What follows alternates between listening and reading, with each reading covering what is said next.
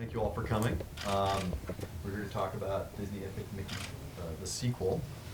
But before we talk about the new game, let me start by taking a brief look back at where we came from. You may have seen this before, but I think it's a good refresher about the first Mickey game.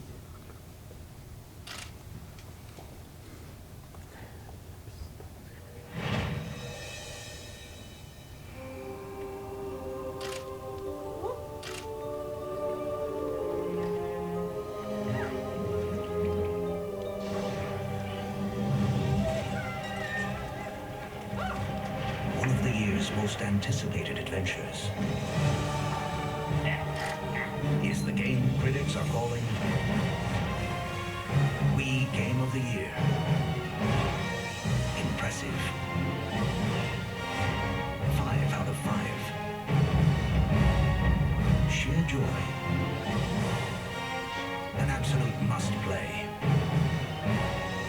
The legend you thought you knew, armed with the limitless power of the brush, will become the epic hero he was always meant to be. Disney Epic Mickey. Available now. So that was the first game. There were some things about the first game that really pleased me, obviously, and there were things that surprised me a little bit after the game shipped. So I wanted to share some of that with you. First, you may not realize, but Disney Epic Mickey is the best-selling single-platform game in Disney Interactive's history. It is sold exceptionally well. I wanted to talk a little bit about who played the game. Who made it the best-selling game Disney's ever done, a single platform? Well, we knew we were going to have a problem here. I mean, 13-year-old boys, 15-year-old boys, they're just not going to admit they like Mickey Mouse, even if they do. They wouldn't admit they were playing this game to their friends, even if they loved it. So we kind of expected this. But one of the goals that I set for myself, the project, and for the team was that we wanted to make a game for everyone. The first time I went up to Pixar and met with John Lasseter, he said something that really affected me pretty deeply. He said, don't think about a target audience. Don't think about a demographic. Think about making entertainment for everyone. That's what we do at Pixar. We make movies for everyone. And when you talk about Disney with other Disney people, you usually hear things like, we make entertainment for families. And so I said, why can't a game aspire to that? A game for everyone. That's a pretty good goal. And we did get a lot of kids playing. Almost 40% of our audience was 6 to 12. And I've never made a game for kids in my life. And so it was really kind of cool that so many kids bought and played Disney Epic Mickey. But here's the part that I think is cooler. Adults. More than half of our audience for Disney Epic Mickey was over the age of 18. So I assume I'm going to be talking to some of you individually later on. I will answer the question that everybody asks me, which is, what's it like making games for kids, and when are you going to make a game for adults again? I already do make games for adults, okay? Yeah, we'll talk more about that one-on-one. But I have no idea what it's like to make a game for kids, because I've never done it. I make games for myself, I make the games I want to play, and adults responded really well to Disney Epic Mickey. So, how did they feel about it when they played the game? I know this will stun you. Disney does a lot of research about the projects that they do. And so after the game shipped, they did a survey of people who played the game and asked, how did you like it, and do you want a sequel? And around the world, the best-selling Disney Interactive game, over 90% of people said, you bet we want a sequel. So we're going to give it to them. Okay. One of the other goals for the first game was to remind people that Mickey can be cool. Mickey is a hero. Mickey can be the star of a story, something he hasn't been in a long time. And that same survey that said, hey, we want a sequel, people described Mickey in this way. After they played the game, they described him as cool. These are not words that we asked players about. These are the words that players used when we asked them what they thought about the character after they played the game. So I think we kind of we did the job. I mean, we wanted to make Mickey a video game hero, and I think we did a pretty good job about that too. So okay, what's new? Well, the first question I get asked every time is, why can't I play this on my console? And now you can. The first game was a Wii exclusive. There were a lot of reasons for that, which I'm happy to talk about if you want. But the reality is, we had a lot of people who don't own Wii's say, hey, I'm interested in that idea. I'm kind of intrigued by what I'm hearing. Let us play it too. And so Disney Epic Mickey, the sequel, is going to be available for Wii, 360, PS3. I just got approval to talk about this week. We're going to be doing a PC version, and there is a 3DS game coming as well, which we'll be talking more about next month. Needless to say, the 3DS version is going to be radically different from the standard console versions, but that's all I can say about that right now. So this is a quick look. You're going to see the actual game in a little while. But, this is a quick look at our next gen game in action. Obviously, we can take advantage of the graphical horsepower that the PS3 and the 360 have to do incredible shader effects, higher res textures, more compelling characters. It's just graphically, it's taken a whole new leap. But so look, we did a pretty good job, I think, in the first game. Players liked it, and I can tell you, I've gotten more and more heartfelt fan mail about this game. It really touched people in very strange and wonderful ways. But we knew we could do better. This will come as a complete shock to you, I know.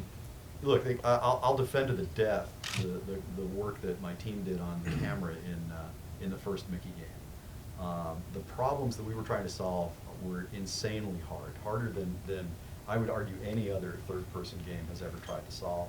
I'm happy to talk to you about that when we have more time too. But obviously we can do better. We learned a lot making the first game, and we put a full-time camera team on the project the day we shipped the first game. And they've been working every day since then, doing nothing but working on our camera. The goal that the team came to me and said, we want to go for this. They said, we want to make a game where you never have to touch the manual camera controls when you're on the main story path. So if you're going to go off and explore everything, and you want to check every little corner of the world, you want to get every ticket, find every hidden Mickey, do everything you can do in the game, yeah, you're going to have to mess with the camera a little bit, but your messing with the camera will be a lot more pleasant this time than it was the last time. Okay. Now, I do want to say one thing about the camera, and this is the only excuse I'm going to make this today. All right. The demo you're going to play today is an alpha build. We hit alpha last week. I've always described alpha as the point where the game is finished, fully playable start to finish, and no fun. It's the point where you start tuning the game, you start debugging it, you optimize your performance and all that sort of stuff.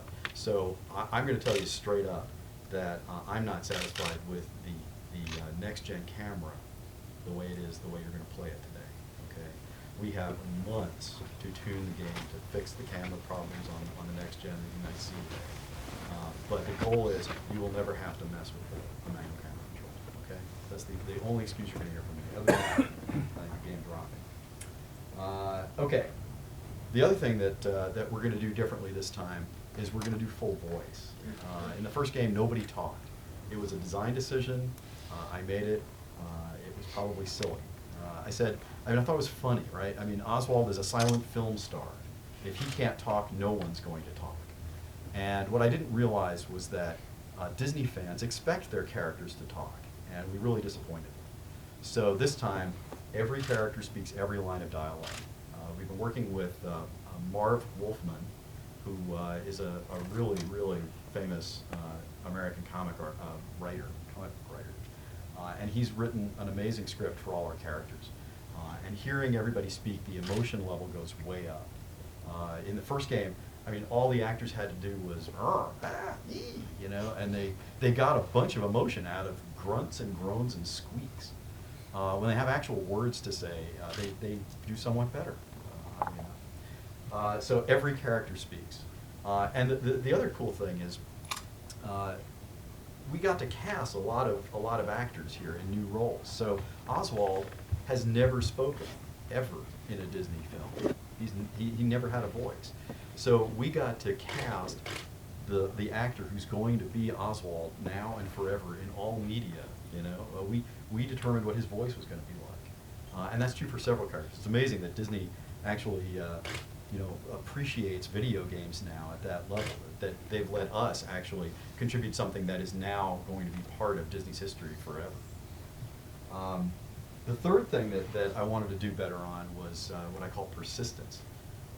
There's probably like a day and a half lecture on this, but the short version is, look, every game I've made it, this will be my 22nd game, and every one has been about choice and consequence, right?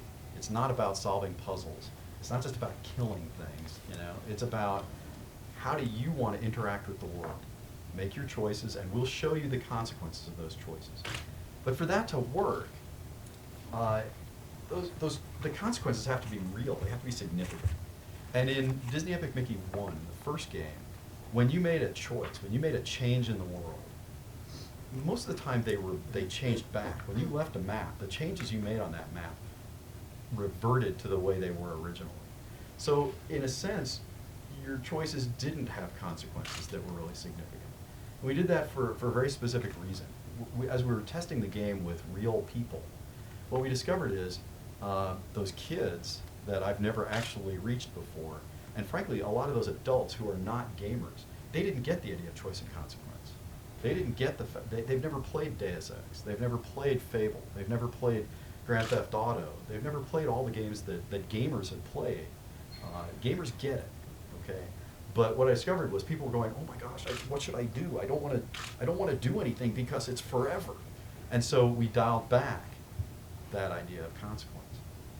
But now that they understand it, and they said, hey, this is kind of cool. It's not just about solving puzzles. I actually can make a difference in the world. Now that they get that, we're going all the way. Okay, so now, when you make a change on a map, it's forever. Unless you decide to go back to the map and change it. We're going to let you move freely all around the world, which we didn't do in the first game. You can return to maps, make different decisions, undo some things that you've done, but there are going to be some things that are really permanent, and once you do them, you can't undo them. Right? So the idea that playstyle matters is going to be much stronger in here. So Deus Ex fans, I think, are going to find something a little bit more familiar, because now the larger audience that we reach with this game kind of gets that idea.